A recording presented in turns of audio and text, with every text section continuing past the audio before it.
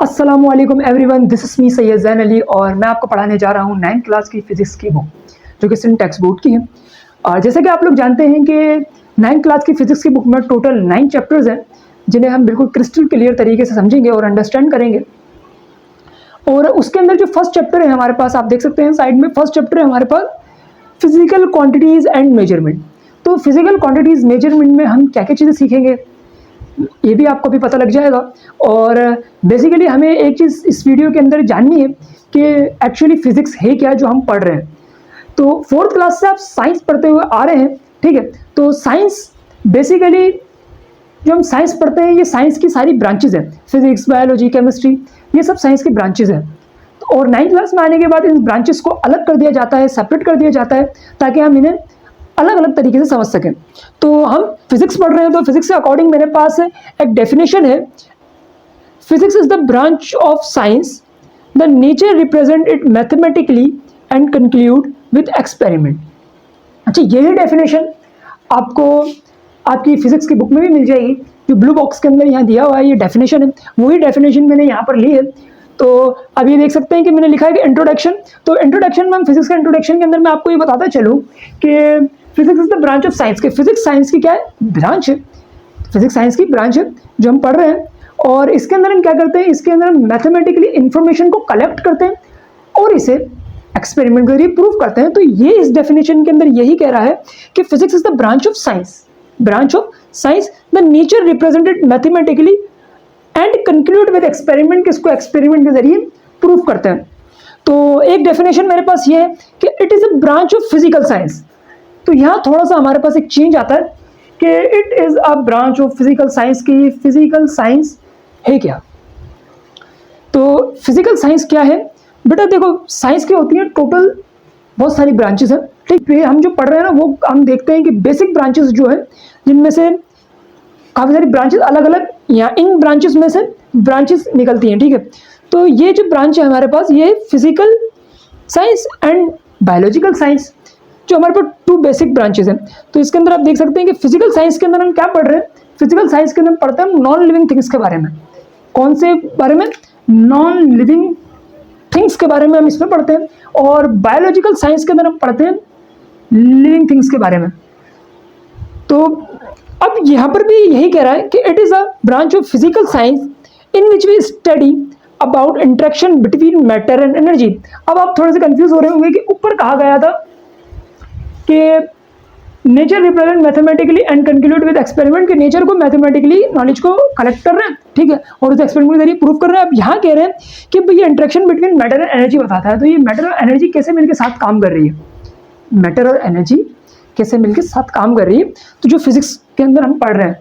तो देखो बेटा कि हम इसके लिए एक एग्जाम्पल ले लेते हैं, बहुत ही एक आसान सी एग्जाम्पल है कि हम स्कूल से आते हैं थके हुए और हमें अगर हमारी मम्मा कह देती है कि बेटा दही लेके आओ, तो हम सबसे पहले ये कहते हैं मम्मा हिम्मत नहीं हो रही है, थके हुए हैं, या अभी बाहर गर्मी में से आए हैं। तो ये क्या है कि हमारे पास मैटर तो है, ठीक है। अब मैटर क्या है कि मैटर का हम स्पेस तो लिया हुआ है, हमने जगह घेर रहे हैं, लेकिन हमारे को जाने के लिए हमारे पास क्या नहीं है, हमारे पास जाने के लिए एनर्जी नहीं है, ठीक है। अगर हमारे पास जाने के लिए एनर्जी होती तो हम फौरन चले जाते, लेकिन हमारे पास मैटर था, हमारे पास मैटर था, एनर्जी नहीं है, ठीक है। अब एनर्जी के लिए क्या करना पड़ता है, एनर्जी क्या है, अब एनर्जी में आपको बताता चलूँ कि एनर्जी है टू डू वर्क। जो चीज़ काम करती है वो एनर्जी होती है, ठीक है। अब जैसे कि हम काम कर रहे हैं तो हम एनर्जी है जब भी तो हम काम कर रहे हैं, ठीक है। तो energy is due to work. तो अब आप देख सकते हैं कि ये दोनों आपस मिलकर कैसे काम करेंगे। हमारे में मैटर था, हम खुद तो मौजूद थे फिजिकली तौर पे, लेकिन हमें एनर्जी नहीं थी जाने के लिए। तो इसलिए हमने क्या किया, हमने यहाँ पर एक चीज़ दे दी कि भाई हमारे पास एनर्जी नहीं थी, मैटर था। अब हम संडे सही सो के उठे, उठ के मम्मा ने कहा बेटा दही लेके आओ, तो अब हम एनर्जेटिक भी हैं, ठीक है, और क्या है, हम यहाँ पर हमारे पास मैटर और एनर्जी भी है, दोनों है हमारे पास ना। अब हम एनर्जेटिक भी हुए हुए हैं और हमारे पास मैटर भी है। अब हम फौरन से भाग के गए, हमने दही ला के दे दी। अब वो दही लाना क्या हुआ, दही लाना यहाँ पर इंटरेक्शन बिटवीन मैटर और एनर्जी हुआ कि जब हम मैटर भी था, एनर्जी भी थी, और क्या हुआ, फिर हमारी फिजिक्स की ब्रांच आ गई, फिजिकल साइंस वाली यहाँ पर, ठीक है। तो ये बेसिकली फिजिक्स होती है हमारे पास कि मैटर और एनर्जी आपस में मिलकर काम करती है। तो ये चीज़ हमारे पास फिजिक्स होती है। अब बेटा एक चीज़ और देखो कि आपकी बुक के अंदर एक ब्लू कलर के बॉक्स के अंदर एक साइड में दिया हुआ था कि डू यू नो, क्या आप जानते हैं, physics drive from ancient Greek physikos meaning knowledge of nature. अब ये क्या कह रहा है कि ये कह रहा है कि physics drive from ancient Greek word physikos के जो फिर क्या नाम है, फिजिक्स जो ड्राइव हुआ है वो फिजिकोस वर्ड से ड्राइव हुआ है। किससे ड्राइव हुआ? फिजिकोस वर्ड से। इसकी मीनिंग क्या है? इसकी मीनिंग है नॉलेज ऑफ नेचर। क्या है? Knowledge of nature.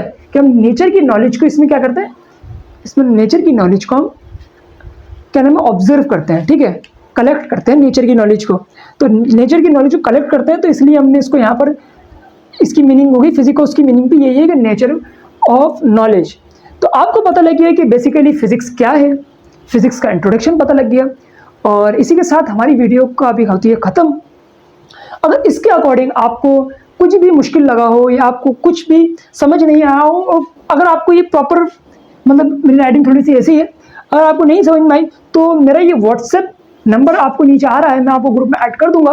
उस ग्रुप के अंदर मैं रोज़ाना जो वीडियोस बनाता हूँ उस वीडियोस के लेक्चर्स और वहाँ पर हैंड आउट्स शेयर करता हूँ। और अगर आपको थोड़ी कन्फ्यूजन भी हो इस हवाले से तो आप उस ग्रुप में पूछ भी सकते हैं, तो वो बहुत ही ईजी वे में आपको समझ में भी आ जाएगा, आपको हैंड आउट से मिल जाएंगे। जाहिर है आपको नोट्स बनाने होंगे, तो नोट्स बनाने के लिए बेटा आप एक सेपरेट रजिस्टर ले सकते हैं, और रजिस्टर लेने के बाद एक क्लियर वे के अंदर उसे लिख सकते हैं, ताकि आपको समझने में भी आसानी हो और आप पेपर्स के अंदर आप उसको समझ नहीं पाएँ। और कोशिश करा करें कि नोट्स अपनी लैंग्वेज में बनाएं, ताकि आपको समझने में आसानी हो कि आप ऑन द स्पॉट उस चीज़ को जल्दी से समझ लें, ठीक है। आपको पूरा लेक्चर सुनने की या आपको लेक्चर को दोबारा पढ़ने की, आपको अब उस सब्जेक्ट को दोबारा पढ़ने की ज़रूरत ना पड़े।